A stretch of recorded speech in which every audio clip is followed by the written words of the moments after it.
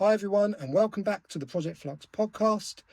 We are here today with another in-person episode of the podcast, which is great for us because we really enjoy the experience of being together in person in a room, and hopefully you guys at home also enjoy the experience and the interaction. Today we are very lucky to have John Ryan from SymTerra, director of SymTerra, with us today. Thank you so much for agreeing to come on the podcast, John. Thanks so much for having me, guys. We appreciate it.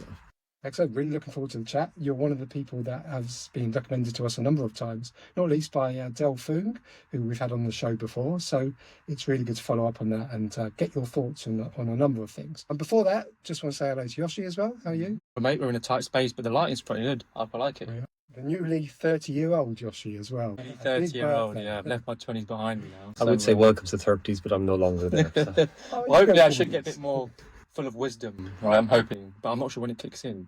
Well, we expect it to be straight away. So we like to get started, John, with a sort of very general question, really, because there's so much going on in the space, both in tech and AI. What's on your mind at the moment? What's the thing keeping you up at night in terms of construction? Is there anything that's really bugging you that you want to get off your chest? Let's dive straight in with that. Get the easy question to start. Yeah, exactly. I think it's always good to start with these ones and then get deeper as we're going in. I think from what I've seen and what we've kind of got going on in the industry at the moment, I think there's a massive disconnect between what we're being promised by tech and bits and pieces and what's actually happening on the ground. At the end of the day, and the bit that keeps me up awake at night and for our clients is that it's a person who's held accountable. If something ever goes wrong, whether it's commercial or safety or something else happens, it's somebody who's going to court or adjudication in a commercial dispute. None of the people who are promising the world of tech and leveraging and this, that, and the other are going to be stood up there in front of. Very true. They're not going to be taking accountability. They're not going to be held responsible for the failings of their system or the fact that it was misused by the end user to say, well, this was generated by something and that must be true. We need competent people within the industry. We need to keep that groundswell of competent people at the foundation level building up experience and expertise, so that then when we do have tools, they're used as tools, not as the be-all and end-all. And that's the bit I'm very, very worried about. It's like the LinkedIn post about, you just load up all 300 drawings and it will tell you what's wrong. Well, it never would have captured some of the problems I've had because they were so unique. Or the information just wasn't on the drawings that highlighted the absence of something. And that's my big worry, I think. And it's a really important point because, like you say, and then if it misses something, whose fault is that? Because you can guarantee these tech firms have got a billion caveats. So even if they did end up in court, they're going to be scot-free anyway. They're saying that's not our responsibility.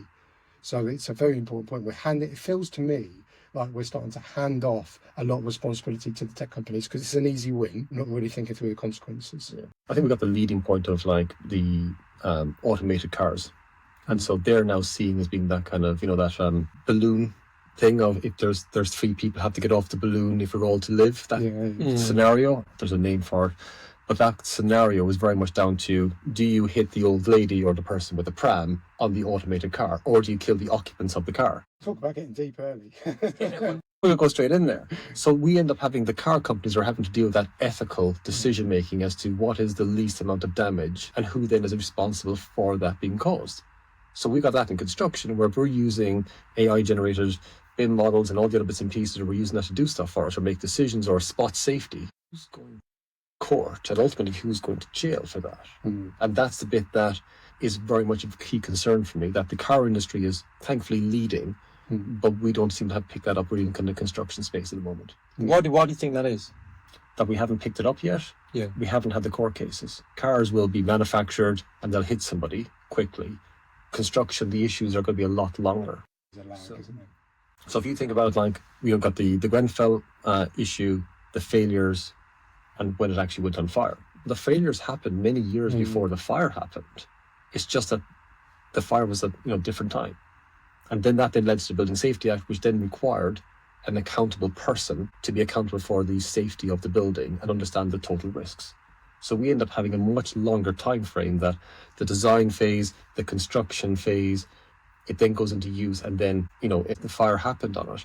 Whereas with car companies, you're manufacturing tens of thousands of cars a go. They come out, then the incident is instantaneous. So we end up being a bit behind because we're looking at 5 years, whereas a new self-driving car can be made tomorrow off an existing vehicle, retrofit it, and it's on the road and approved, and off we go. So we end up with that kind of lag on that one, because our industry is much more complex, much longer time. It's the lag, isn't it? And interestingly, we spoke about Grenfell with Bowler, who was on the podcast a few weeks ago.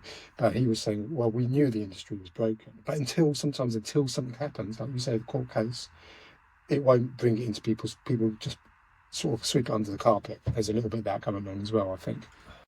Part 6 is just heartbreaking. You've just got you're just looking at it going, you know the end of the story, and you're reading part 6 of the Grenfell inquiry from the Hackett inquiry side of things, and you're kind of going, if only there was one person in the room sometimes going, just said, look lads, that's 50 grand is nothing. I don't understand this. I'm not a materials expert. This is a bit complex, outside of my expertise. Let's just get a subby in. Let's get a contractor in. Let's even ask somebody, an expert. It's probably not going to cost us 50 grand. And get them in there. But nobody in the room had made that one. It's that Swiss cheese effect of decision making. And typically in those kind of meetings, there's one person who's seen as being the awkward person in the room, or the argumentative person, or somebody goes, no, I don't want to do this. And they're the ones who continually stop those disasters from happening. Yeah. And it just happens. They raise a difficult question, right? Yeah, they challenged it. They wouldn't accept it. For instance, the local council's inspector, I mean, he had over 150 odd projects or something like that. He can't get around to see them. He can't understand the complexity of all these jobs at the same time. But if he had been around, if he was on a job once a month, he'd have gone, no. Yeah. James, all this, you can't improve that. So that's a human failing in the end, isn't it, really? And this is what it's like, and people going, this doesn't sound right. This is where AI can help, and I think there's a great hope in terms of a lot of the data can get done automated for you, so that you can make data-driven decisions. Take Grenfell as an example. If actually there was some kind of AI on the project, it might have alerted people to some of the potential problems that's come down the line. Doesn't mean it would avoided it, but there's a better chance that something would have been picked up. There's a problem with some of that, in the sense of the data exists in silos across the different subcontractors and suppliers and design houses. There's no one project bucket. I know there's technically meant to be, but that's the project bucket I send to you as the client. It's not the one that I've got in my back pocket of what I'm actually doing. So every single part of that supply chain, up to 200 companies maybe with some large jobs plus, they will all have their own SharePoint, Dropbox, storage place internally. They'll have a small part of that is for the project. A small part of that is shared with the client. So you end up with a subset of 200 companies over a chronological time frame of the piling contractor through to the final painter decorator. Everybody has got that. So out of all of that, of the 100% of data of actually related to a project, you're getting 5% tops. Of that 5%, what's actually useful or beneficial for decision making that you can train bits and pieces on is probably 5% of that. So you end up having, you're missing 95% of decision making. You're making decisions on incomplete data sets. Yeah. What's being shared with you, but also how much that's actually valid to you. Some of it's down to internal purchase ordering that I've got with my subbies and my product manufacturing kind of company. So I'm buying paint as a painter. I need paint, I need paintbrushes. You guys, as a client, don't care. You just want to go in, John, you've painted this, intumescent paint, or it's a what do you call it? It's a low smoke, zero halogen type base, or it's a water-based paint if it's underground, etc., etc. And the color, obviously. Quite important. You don't care as long as I meet that specification. What paintbrush I use, what paint I've used, is irrelevant to you. So there's a lot of data that's kind of not relevant, but actually what is relevant is capturing change, capturing the initial design, approved for construction, and then any change on that. That's quite key. That's what kind of came out of the Grenfell inquiry, was a critical part. And then what change you're making, what's the risk profile of that? And then ultimately how are you going to manage that risk? There'll always be risk. But do you think companies take advantage of the fogginess, the complexity of construction, because they can make money off the back of it? Do you think that is something that companies do?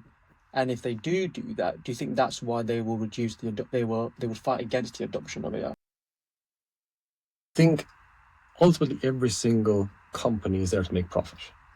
So you will always get the best position for your business to make profit. At the end of the day, whether it's publicly traded or privately traded, it's profit. You've got to look at the very base part of it and how to go off and make profit. In every industry, there's bad actors and cowboys and everything else. It's not linked to just being construction side of things. And when you've got that in place, then you've got, for instance, take the program. So if you've got familiar with NEC 4 is a standard form of contract made by the Institute of Civil Engineers in the UK. It's now kind of gone global. It's a nice contract. I've spent many, many years delivering projects to NEC, and now it's the new 4 ones. Much more in plain language than the old JCT. It's not as adversarial. It's more heavily on admin, but it encourages you to work collaboratively in a spirit of mutual trust and openness, or whatever 10.1 is. Clause in there. Yeah, 10.1. And I have heard that one project, the client wants to remove 10.1, which is not a great start. Have you known anyone go to court on that clause to say you haven't complied with that clause? Because I haven't heard that. That'd be quite interesting. I use that quite extensively on compensation events. I say this is not in the spirit of 10.1. You did not bring this to our attention as part of an early warning system. We want to work collaboratively with you to resolve this matter, etc., etc. However, on this occasion, according to 60.1, this is not deemed a defect and therefore such a risk. This is a man who knows his NEC. So what sort of response do you get back? Say that. I get another one, and they've increased the cost. and then we sorted that between us, like and stuff. The most interesting one I ever had was on the contract. It had unforeseen ground conditions, which is fine, so it's at the contractor's risk, which is kind of unfair. Me as the client side, I was happy with that. Anyway, it ended up we're doing Camden Town train station. Yeah. If you've ever been through it on the overground, it's weirdly got a lot of lamp columns and CCTV cameras on these big concrete blocks. It looks ugly. It really kind of ruins the look of a nice station. So that was one of my projects for preparing London Overground for the Olympics. Okay. So I had Silvertown railway thing. It had East London line back in the old days. And then we made Overground. And that was one of my jobs. You couldn't figure it out. Like, look, lads, just put the new signal base or the OLE gantry over here. This is what agreed everything else. Anyway, they went off, they drilled down, and they just hit a massive void. Right? We don't know where does this void come from. Whoa. So they put a camera down our LiDAR scanner thing and just blitzed it and just saw it. It ended up that it's on elevated arches. We had assumed incorrectly that it was all filled in because all the entrances were all filled in. So why wouldn't you assume that? So it was all filled in. It ends up they had just blocked up the doors and the entire thing was a void in the middle. Whoa. So on that occasion, and this we're talking about weaponizing and bits and pieces, we kind of said, well, the contract says unforeseen ground conditions. So going, yeah, but we're kind of elevated off the ground. Like, there is no ground below where we are. Now, it's not like in tunneling where you got things called pingos, which are voids in the ground because earth moves and it creates a gap and all of a sudden you hit this. It's really bad for tunneling machines.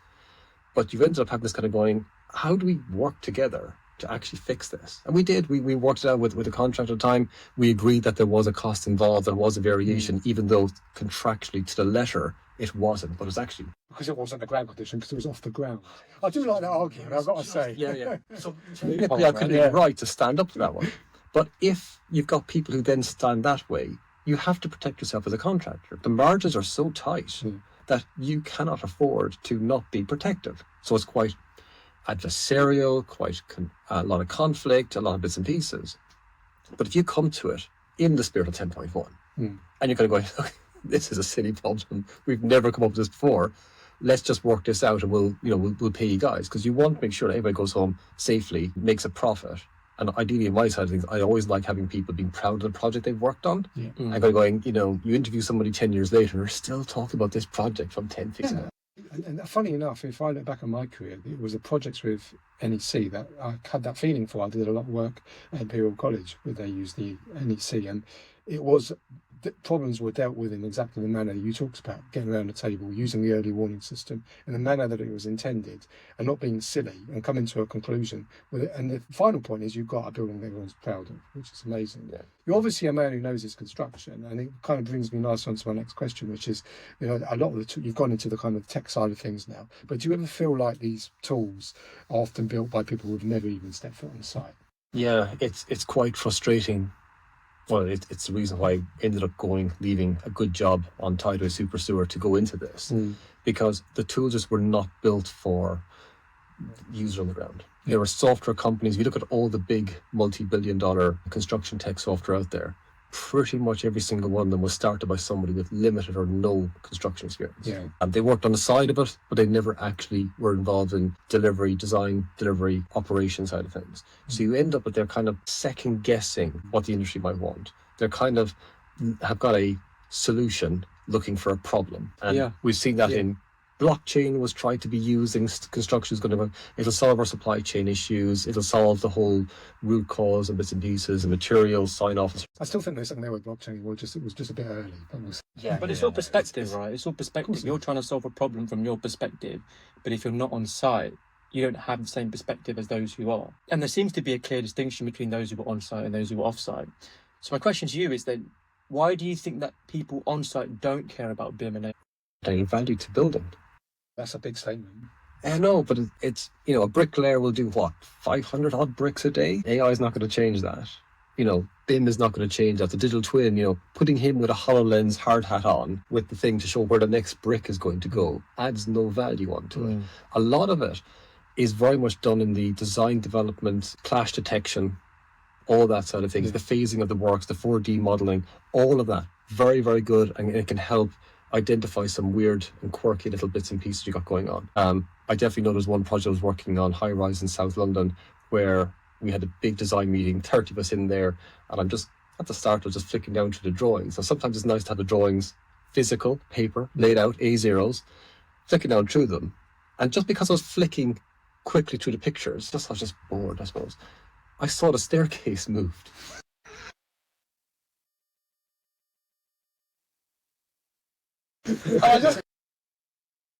We got the middle, the building was 20, 30 stories high, and the middle section of the building, the entire staircase just shifted. Oh my goodness. I think they had a change of use in the middle of the building, and stuff, like one of those multi-kind of tenant type jobs. The whole staircase just moved away. Guys, can we even look at we're going to have to skip the middle floors. Yeah. And they're going, oh my God.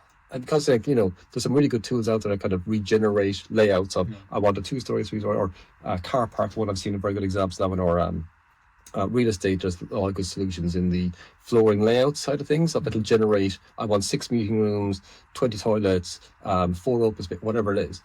They're really good at that thing.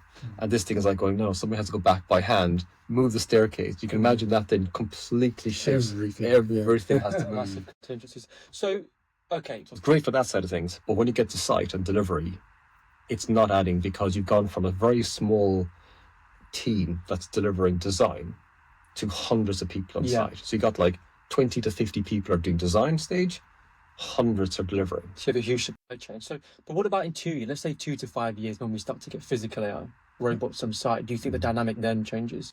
I think there's going to be some interesting stuff. Like Google have got their Gemini robots kind of powered, which is very, very interesting seeing. I'm a mechanical engineer by trade, so the mechatronic side really interests me. And I think there is some use of that one. Basic problem is battery, very basic level. And the cost of these units, if you look at the little Boston Dynamic robot, that's what, $70,000, $80,000 plus a subscription for the license, plus you need an operator. Something they're not always automated, they can walk. It's coming down. The figure one, I think, is about 17,000. So I think it will start dropping. The unitary one. I think you're right. At the moment, it's uneconomical, and the technology still needs some work. But what's surprising me is the pace of change. Every time I see a video, it's well, that's come on leaps and bounds. Now it's doing kung fu, and now it's doing. So you kind of extrapolate that forward to say 2030, and you can. I think for me, I had a shift somewhere sort of middle of last year where for the first time I could imagine robots actually on site replacing some of the trades, or maybe augmenting some of them. Definitely augmenting, lifting stuff. I mean, if you've ever done cable pulling on the underground, you're pulling. It looks like a man who's done that. Not nice sign. But you're having to work at height. You're having to go off and pull it through things. At least if I've got that beside me and I can just say, "Come along with me," it goes down. Like we have to shut off the escalators. We have to shut off everything. So we have to then get stuff down into different difficult confined space working rate, or even on a normal construction site with 600 houses being built, having something to pull the bricks along. Having something just going, okay, bricks have arrived, and then we put it onto the back of, like an Ocado type or factory type system. Load it up in the back of it, and you're going to plot 43, and off it goes to plot 43. Drops it on the pallet. So the teams then don't have to. The amount of time spent on site, standing around, that perception we're standing around, we're waiting. There's a lot of inefficiencies, but that kind of just in time, get the materials to then have a set down area for materials on the housing development. That's your set down area. And then stuff is dispatched by robots on pallets. It's dropped outside the plot, and then the team then only have a short distance. It reduces muscular fatigue, injuries, etc. So there's a big piece around understanding the dynamics on site. Yeah. Very much that kind of like getting the right materials, plant equipment to the right person. But if you were to go off and make a robot bricklayer, by the time you set the whole system up and the conveyor belts and so on, the lads we have finished that. So do you And think the capital cost involved in that machinery is massive compared to, let's say a 200, 300 day rate for somebody coming on to site to do the work. so on that basis then, because there is a lot of effort, time and money going into making these robots generalized, right? So they can do pretty much most tasks that you'll see. But that takes a lot of training, it takes a lot of memory as well. Do you think then there's actually more value in having robots being specialized, doing a very specific job as part of a workflow that can feed into, like you said, the augmentation of the people that would do the actions after or before? I think it might be a bit of a kind of a mixture between the two, that you'll just put different connections onto it to do plastering, to do painting, to do something else. I mean, at the end of a project, if you got your painters in and you've properly done your project, you can end up having them doing the second fix on M&E at the same time as painting. Not a great thing. But assume you've done everything correctly. There's no reason why you can't just go off and set a robot painter up to then just go off and just paint the entire building. It's interesting. So it's a nice mix of it, and then just use the same robot. It's got tracks, wheels, then change the fittings, and it's going to do something different. Delivery. Having that multi-functionality, different programming, bits and pieces, a lot of different things, and off it goes. That's literally what Elon Musk said the other day when he was talking about his Optimus robot, that you would just add them. I thought Different configurations. from an aesthetic point of view, if you wanted to have a certain face, but I didn't think about it in terms of, actually giving it different appendages. It's a pen knife. Yeah, exactly. Yeah. It's like Inspector Gadget as a robot. It's pretty cool, isn't it? You've got like, all the Volkswagen stuff have got a skateboard for their cars. Yeah. So their electric vehicles is effectively just a flat skateboard with four wheels, and then you put the body on top. So using that mentality, that approach, is very much the same thing with the robots. It's just changing out the arms, the hands, the appendages, and off it goes. It does a different task. Interesting. We had somebody on last week from Autodesk, actually, and they kind of worry me and they fascinate me in equal measure in terms of what Autodesk are doing. They've got a lot of tools in the construction space. But going back to our analogy before, if you go to a site foreman and you give him the latest Autodesk AI feature, what's their first reaction? And that's not on my scope. I need an instruction. Right, okay, interesting. And is that all of them, or is that a certain type of, are there different types of site foremen? Are there site foremen who are maybe AI savvy and would embrace the change? I think it's all of them. I think if it's a subcontractor and bits and pieces and stuff, if it's in-house, then they've got more of an opportunity. Yeah. But if it's your supply chain, those people are having to go off and deliver works, and you're giving me something that I'm going to have to go away and learn, use, and figure out. And that time is time I've not spent delivering. So once you get to a project, once you've pressed go on delivery, you are burning cash. So you're burning time for people still around, deliveries, bits and pieces. If you've got modular construction, those units have been booked off the production line, and you're going to end up on site with 300 bathroom pods in the rain, sat there because you're sat at a computer trying to learn whatever it is you've been given. So that kind of training needs to be done beforehand. Yeah. So, okay, let's change that question then. Let's say the company decided that we're going to invest in this, we're going to the latest Autodesk AI feature, and all site foremen are going to be trained on this beforehand, not in the project's time. Would that increase adoption? It might do. It depends on what they want out of it. So it depends on what does the company see. And this is kind of my problem with some of the AI stuff, is that it's solutions looking for problems. Yeah. They're now using the companies, so these site foremen, to figure out the answer, these software companies. And so that's free research, that's free time. I know Autodesk is a massive company. I would love to see Autodesk actually go off and deliver a multi-tenanted building, all by themselves, become the principal contractor and manage all the works through it, and get their coders in to understand this is how your tool, get them on the tools, get them doing bricklaying, plastering, pulling cables, and then see how that kind of comes about. This goes back to experience and understanding, well, how do I use this tool actively in the field? And sometimes you see these lovely videos of stuff being used on site. The site's empty. It's the weekend, because that team doesn't have the correct tickets to even walk on a construction site safely, never mind when there's actively stuff kind of going on. So if the company understands what they want to use it for, let's say a good example would be change management. So I will do something, I'll make a change notice, and then some form of AI in Autodesk ACC would recognize that this is not a change but a variation of contract, or it's a defect and therefore goes to them. It'll just manage that. So I would like to have a fire and forget that I can just do a quick update, and it will then take that update and do all the other admin work for me. So as I'm a foreman walking around site, I can walk around my project, quick updates.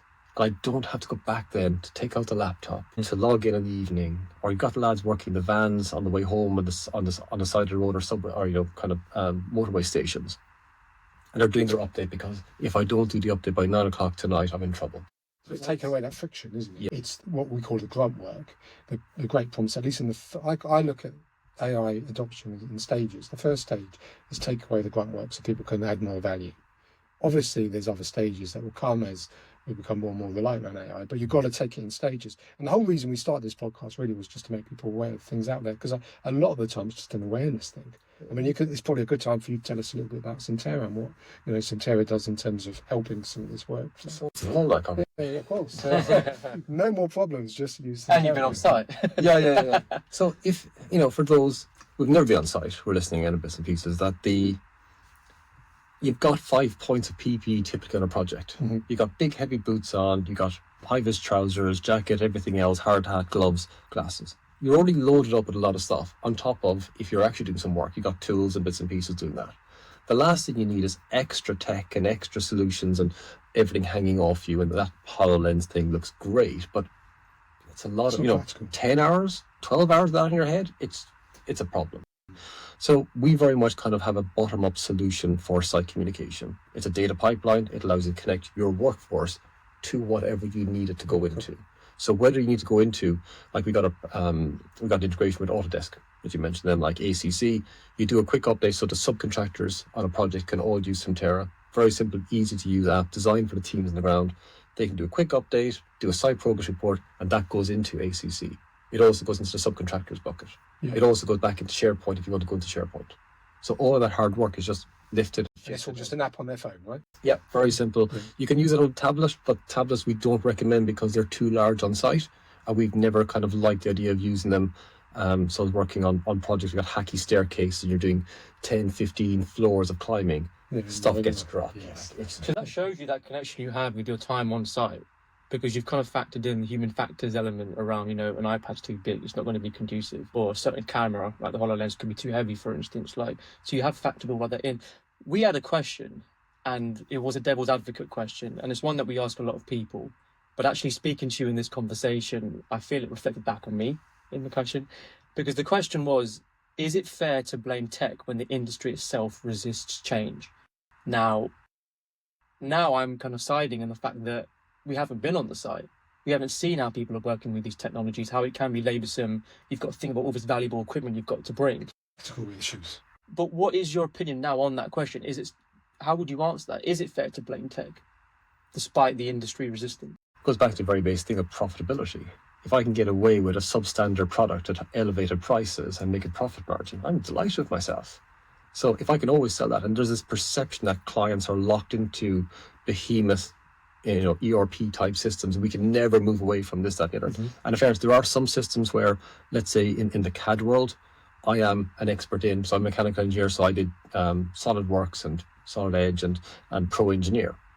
You show me Autodesk, and the old LT 2D version, I have no idea how to work it. So there's a skill set involved in that kind of thing. So there's some bit of lock-in on the base products, but otherwise there's not. So companies have gotten away with that. There is now, thankfully, in the last 10 years, we've seen this rise of more data, digital, native type construction. We're going, this isn't good enough anymore. Right. I'm sick and tired of doing this. I left the industry, or part of it, I left my actual job and gone to tech because I got sick and tired of that. And I realized, no, I actually have the skill sets to do better. And so that's kind of where we've come in. And now all we've got now is a lot of our inbound sales is very much driven by people going, we're sick and tired of product X, which is one of your competitors. We want something better that's actually fits. So just on that, because you mentioned people can be stuck into, vendor lock-in, ERP systems and all these things. Because of the life cycle of construction on asset itself, do you think that kind of old mindset of vendor locking is still heavily plaguing the industry? Because with typical AI LLMs, Claude, Gemini, ChatGPT, you can shift between all of them almost instantaneously. You should, right? And you should. But do you think you can't have that option within construction technology because of it's been deployed on a project, taking it off and putting a new technology in will have all of this learning and training and upskilling. It's going to actually disrupt the productivity. Yeah, I think if you've got a live project, you want to have like a phase delivery or phase changeover. That the top end, the C-suite of a company don't care. They couldn't care less what app you've got inside. We've kind of said to people, nobody cares about SymTerra. They care about what it's actually enabling them to go off and do. So a lot of our thing is our data insights, the reporting, the analytics. That's a phenomenal part of our system. But they don't care about what the software is. The IT departments care, because the IT departments want an easy life without people shouting on the phones. And so they just want to have simplicity. They don't want to be continually flipping between 16 different AI models and what's going to be new, and should we go off and self-host our own one, take it down from Hugging Face, and what's this DeepSeek about? They want to go home at the end of the day. It's hard enough dealing with people like me shouting about, like, what the hell's the Wi-Fi password, and can you fix the printer, without having to deal with. Everybody wants simplicity, and people don't like change. So the IT department doesn't want to change and doesn't want to adopt, and they want that simplicity of one source sits it all. The site team are firefighting and trying to deliver whatever tools they possibly get, and we've done some great projects, and one of them pretty much ended up that we forgot to tell the IT department that we were doing the project. We were kind of busy, and it ends up like they gave me a quote for, the broadband's going to take you six weeks plus just to have a meeting. So BT came the next day and installed a whole broadband network of a side cabin for 200 people.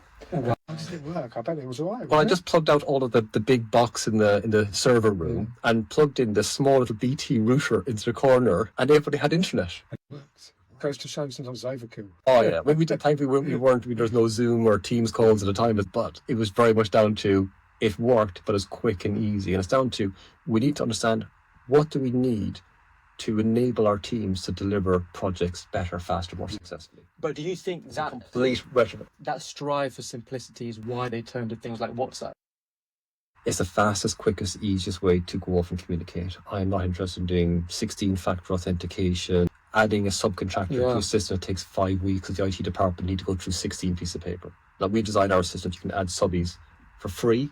It doesn't cost the subbies any money. It doesn't cost the company any money in the subscription. It's just all, we've had 3 deep now subcontractors on SymTerra. You've taken away any friction.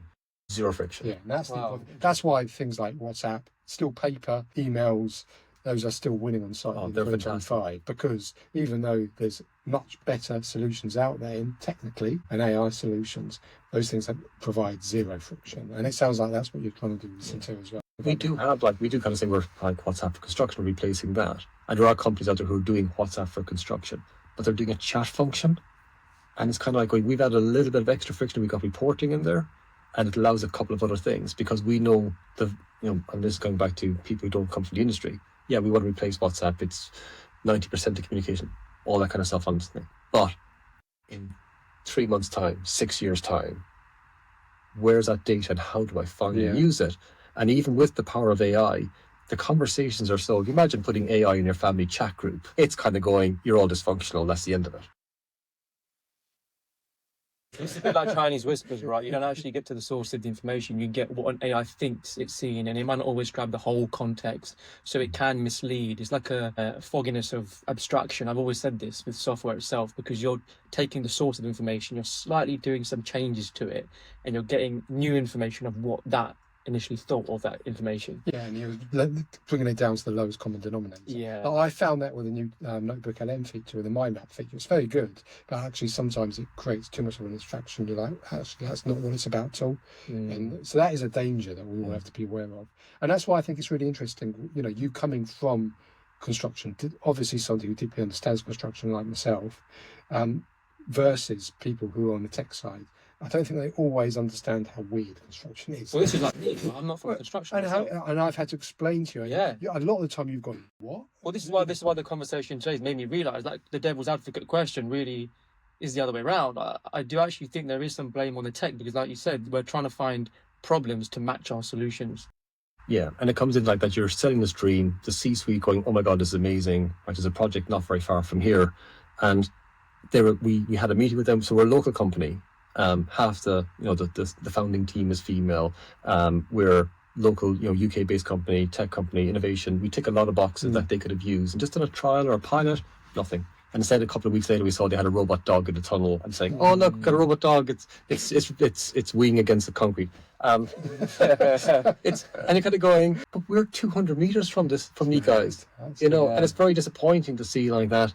This project like that's opening soon is kind of like going. They never supported local business, supported local homegrown tech like and stuff. And instead, you got a company from Boston coming over that we're 200 meters away. And it's just kind of disappointing to see that we haven't got that kind of adoption that kind of brought in bits and pieces. So that kind of would have been, it's kind of a shame to see it. Yeah. Unfortunately, to be expected a little bit, but it's good to see what you're doing and trying to sort of break down those barriers. But what do you say to those people like who say, because the other fear at the moment, and I noticed this when I was at Digital Construction Week last year, and I'm sure it'll be the same this year, there's just so many startups in this space, a lot of them who don't really understand the industry, but then you've got a lot of the big players, you know, the Procores, the Autodesks, the Oracles. So what do you say to someone who says, sounds great, but you know, we've already got Procore, we've already got Autodesk, why do we need yet another tool? So complete, transparency. We're invested. We got one of our investors is Nemetschek Group, which is one of the big stands at these events and stuff. And they've got a wide range of products in this kind of space. So let's be kind of clear on that one, like, and stuff is our background. I think that no one solution does it all. And if you look at Nemetschek, even they've got a number of different software ranges across their board, and they've adopted OpenBIM as a kind of an approach. So they're allowing to have that kind of open interoperability, which is a big part of the kind of digital twin kind of space and stuff. That allows them to go off and use different parts of it. So we've used Celebri, but we've also used Celebri with Bentley's MicroStation. Okay, so you need some matches. Yeah, Celebri is great for clash detection. I'm not sure what Bentley offer, but we liked that mixture. So we had that, and that was great. Worked very well for the team and the business and stuff. We've also got then some architects who use Autodesk because that's their background, but we're working on a rail train station, which is rails predominantly in the UK, is on MicroStation. Okay. See if that suits you.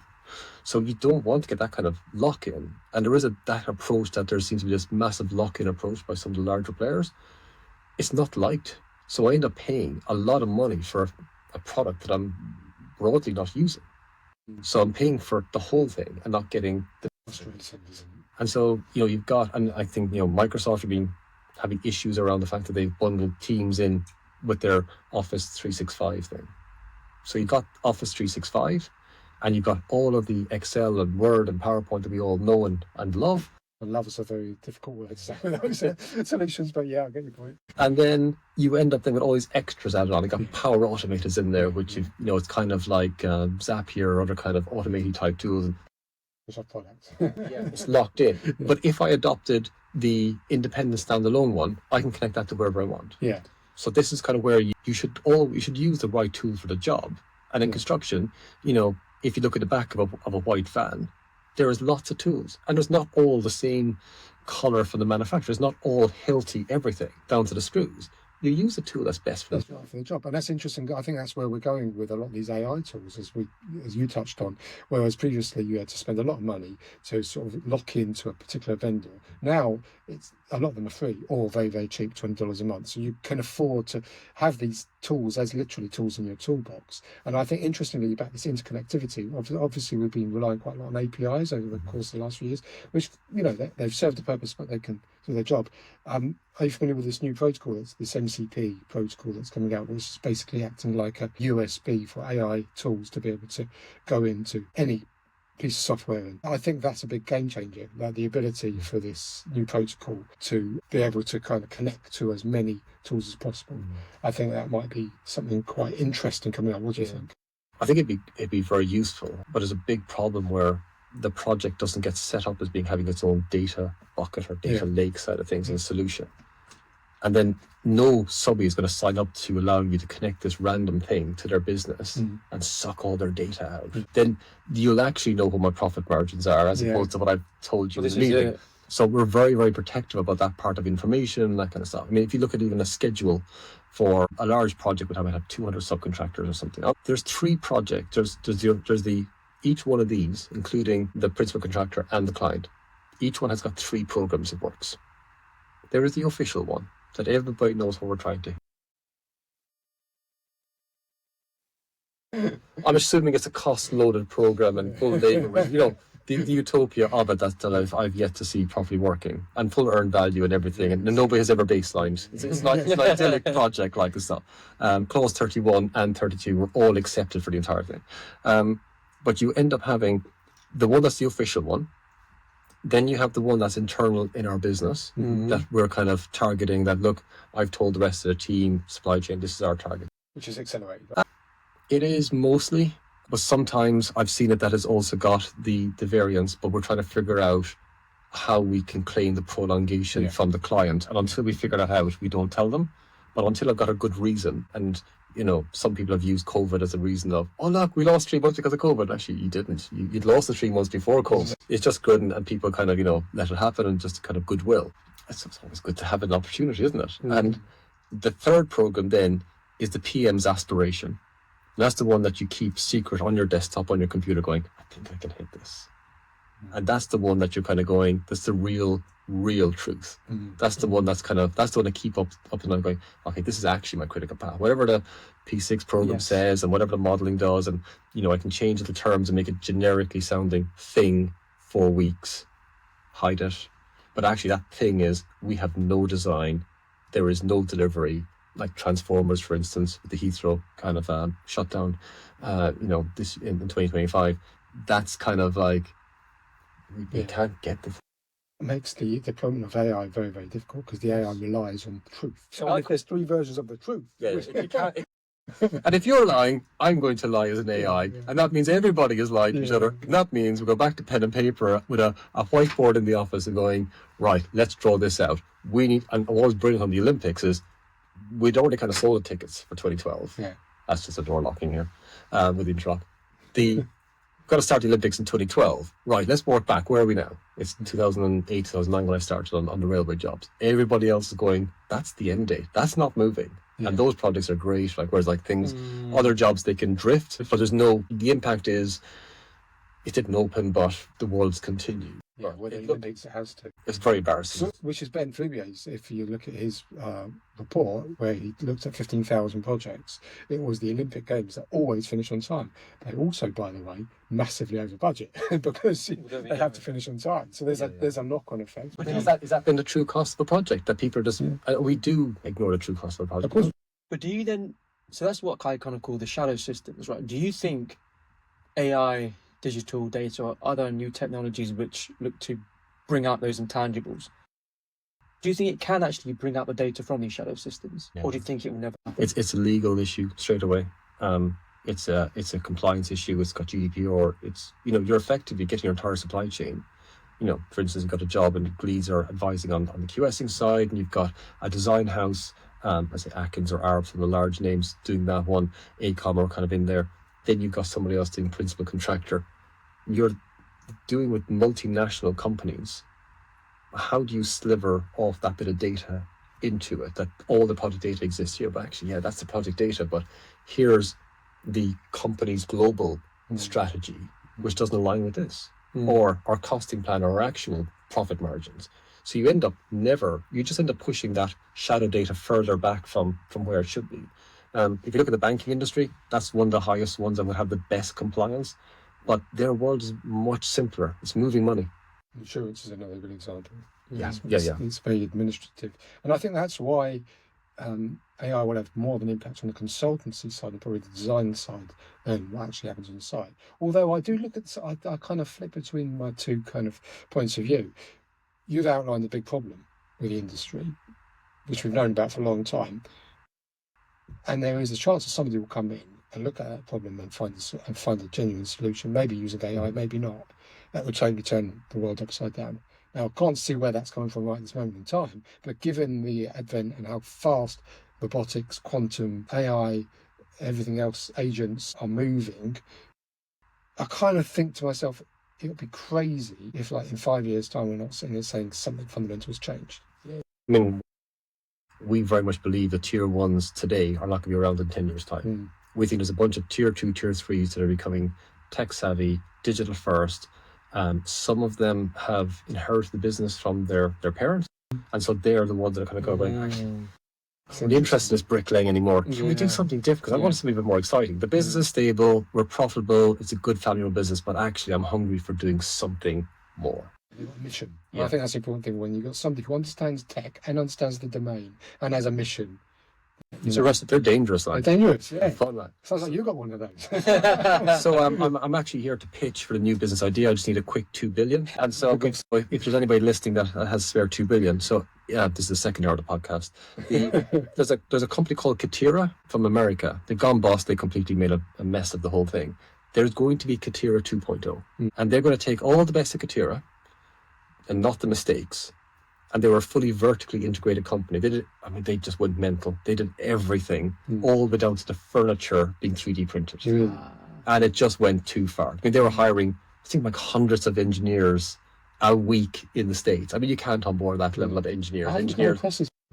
Oh, you got to Google it. There's a thing called, I think, we can put in the link or something. Something about Paradise, Katira and Paradise, whatever. We can put in the link into it. It's a brilliant article all about Katira and what went wrong with it. Katira was there before the modern AI was invented, the whole Google Transformer paper that was 2017, 19, whatever. That they were pre that. They were in the point of, and if you look on Mex Langer Work have got the modular factory north of England, that's ahead of its time. And we're getting into modular pods and bits and pieces. You start mixing Katira, you start mixing modular bits and pieces. And what actually modular should be is nice houses, not the lowest cost, horrible looking stuff. Oh man, it's just nasty. But it had the promise of doing better for the same price, and instead it gone worse for the same price. With more problems. Yeah. And you still have to come back and do some in situ stuff because it's all been wrong. Yeah, the more I see of those, the more I want to go into the angle grinding business because the amount of, and there's a local project here with modular, and all you hear is the angle grinders going from 7 o'clock in the morning to 6 o'clock in the evening. They're going, that doesn't fit, and there's 300 things that don't fit because it's the same design all the way through. And there's a big reputational damage towards new technologies when you see case studies like this, right? And then the industry then doesn't want to go up and adopt something. They don't want to try something new on site because actually the margins are so tight, I can't afford a delay on whatever. Yeah. Or we haven't got a test lab, so Autodesk, where's their building that they're actually going, we've now actually built something using 100% everything. I'd like to see, not using everybody else to do the testing for them. It's interesting. Oracle do that, don't they? They've got like their test lab in Reading where you can go in. They've actually designed the whole kind of everything maybe point of view that they're trying to test on exactly as it is in the real world. So that's the only way to do it because like a simulation. It's like a simulation, but a real life simulation. Wow. They've actually developed the whole thing. Because my own experience of modular was similar to what you said. In the end, you do what you can modular, and you still got to bring all the brickies in to finish off because something wasn't right, and it's been replicated 1,000 times. Yeah. You've got shims and angle grinders. That's all I want to go off and sell on site, But that's kind of going, the Katira 0.0 coming in. I think that company, the tier 2, tier 3s, are going to just wipe out debt-loaded legacy tier 1s that have just got bloated teams. They have got way too high overheads. They've got pension funds that are underfunded in some cases, and they've got a lot of legacy jobs that just didn't go well, and they've got a lot of liability and risk on their books. You can see it coming, right? You can see something like that. And we're very excited. We're hoping to be part of those companies as they're coming up. And, we very much have an opinion of, we want to get in with the smaller companies as well as the large ones. We've got our system can do full vertical integration. But we want to get in there with those crowds and then work our way up and rise with them and enable them to go off and achieve things. So when they come to us going, this doesn't work, or can we do any chance of going, brilliant idea, we'll just do that for you. We don't go for, that's 100 grand to change that, and we'll get it in 6 months' time. No, that's a brilliant idea. We will just do that for free because it'll impact all of our clients. It'll benefit the industry as a whole, whoever's using our system. And actually, it's just a great idea. It's mutually beneficial.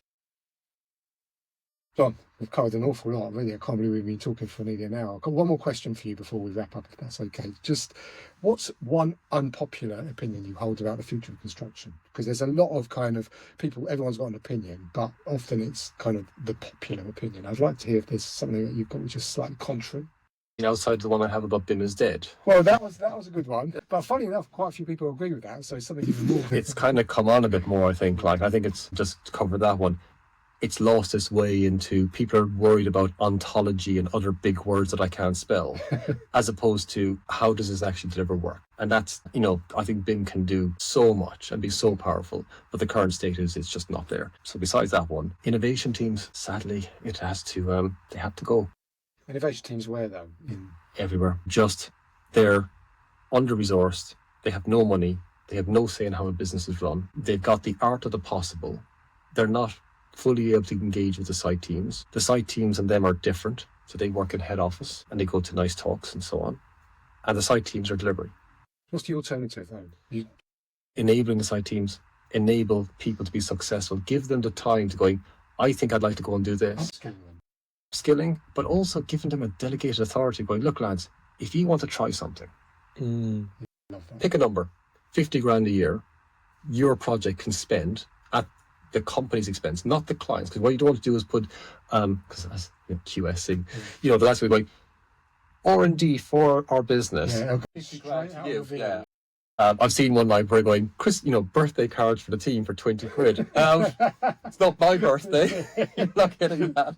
I quite like that. But Google, remember Google, the whole reason Gmail came along is because Google let people spend 20% of their time on innovation. So you're talking about something similar to that. I think it's a great idea. We got working from home, we got bits and pieces going, look guys, can you just go off and enable us to be a better company? Yeah. And it's not like, give us an idea and we have to put a business case and it goes to the innovation team like robot dogs or AI bits and pieces and all something shiny because it looks fabulous on LinkedIn, gets extra clicks. But saying we improve this, or like some of the pictures I love on LinkedIn is kind of going, we've got this new aid station and it's got like where the water for the eyes of bits and pieces are, and it's very easy to find it. Big words, because you've got something in your eye, the last thing you're looking for is this tiny bit of writing saying distilled water for cleaning out your eye. You want that going big thing, eye stuff here, this AI involved. no simple silly stuff, but I need to get that. I don't to go and get the sign off and get it printed, and it's going to be too much hassle. You want to reduce that friction for the site teams who are on the front line of it to actually resolve those problems. And for 50 grand, sorry, the innovation teams, that's a salary for them. But actually that could be an amount of, benefit to the project in terms of safety and in terms of profitability. It all comes down to those two things. Everyone home safe, everyone makes a profit, and ideally you're proud of the work that you've done. You're going, I did some really innovative stuff. This is what I would like to bring to the next. Isn't there a place for both though? So you've got you're empowering people on site, but sometimes they won't have the know-how or the whereabouts, but you connect them to an innovation team who can then go and take those proof of concepts or those ideas and turn them into something. If they can, but some of them just don't have that expertise or skill. And then they just meander around and nothing gets done. Well, I just want something quick and easy. But if you enable your site teams to do that, to be that innovative, they feel empowered to make a difference in their workspace, not somebody else. Well, because they're invested into it, because they're the ones who've made that decision. They're the evangelist of it. They're driving that through. Whereas the innovation manager is receiving 200 emails a week of everything from the best thing in the world to the silliest. 20% are replication from last week, and they're just having to churn through and manage all this admin. But if you enable a site manager or a junior engineer just to go out and actually going, I empower you to achieve some great stuff. I'm interested in coming to work next week. Really cool. Yeah. Look at that stupid sign with the eye wash. It's a massive sign. It's ridiculous. But it's like, I did that. Yeah. Like, I'm very proud of stuff I did on Jubilee Line trains 20 years ago, and it's still there. Nobody knows about it. And everybody sits beside my work every single day on the Jubilee Line. Nobody knows about it. Just an example. Just to finish off. It's a seat divider. Yeah. So they had a seat divider that was a square seat divider on the trains. And it ended up that the seats have got a little bit of a spring in them. There's actually a spring along the side. And those springs ate into the seat divider because they were square. So my first job was to redesign the seat dividers on the Jubilee Line trains to stop that. I just reduced the small bit in height, rounded it a bit, tested it a couple of times, manufactured a couple of thousand, whatever it was, and they're all still there. But I got enabled to do something. I didn't have to jump through 20 different hoops to get something done. And the more you enable teams to do stuff, the more they're going, yeah, you know what? It's worth doing that change. Yeah. And a big problem on some jobs is the change management is so rigid and structured. Nobody has a delegated authority to do anything. That, yeah, we can save 100 grand. Yeah, we could make that safer. But the hassle, not worth it. And that's the bit that those teams have to be enabled. And then you've got a digital team that supports that task. Yeah, I think there needs that support. That I just instruct them going, this is what I want, and they just go, instruction, and off they go. And guess what? We'll fail on half of them. But you've got a team that's more engaged. They're not going to go off and leave your business. You're not going to have staff churn and turnover. You have a happier working staff, and people then start adopting digital more. Yeah, naturally. Yeah, because they're going, actually, this is great. Actually, we can use this. Oh, that failed. But it failed, but let's do it differently. And that brings people together. And that's part of it. It's all about communication and bringing a project team together to deliver great work. And that's a very positive, brilliant way to end, I think. John, thank you so much. Is there anything else you want to tell our listeners or viewers in terms of where they can find out more about SymTerra? SymTerra.com is our website. We're quite active on LinkedIn. If you want to know anything about improving site communication, connecting people, happy to go off and have a chat. Fantastic. Thank you once again. And we'll put all those links in the show notes for you all so you can click straight through. And all remains to be said. Thank you very much for your time and for hosting us here today. It's been wonderful. Thanks for coming, guys. Appreciate it. Thank you. Awesome. Project Flux is here. That's a wrap for today's episode. But before you go, exciting news. Project Flux is teaming up with Project Management Global to bring you the latest in AI-driven project delivery and essential management insights. Through this partnership, expect weekly AI insights, practical tools, and expert thought leadership, ensuring you stay ahead in the evolving project landscape. Stay tuned for exclusive content, joint research, and strategies to supercharge your project outcomes. You can learn more at www.pm-global.co.uk and be part of the future of project management. See you later. Project Flux is here.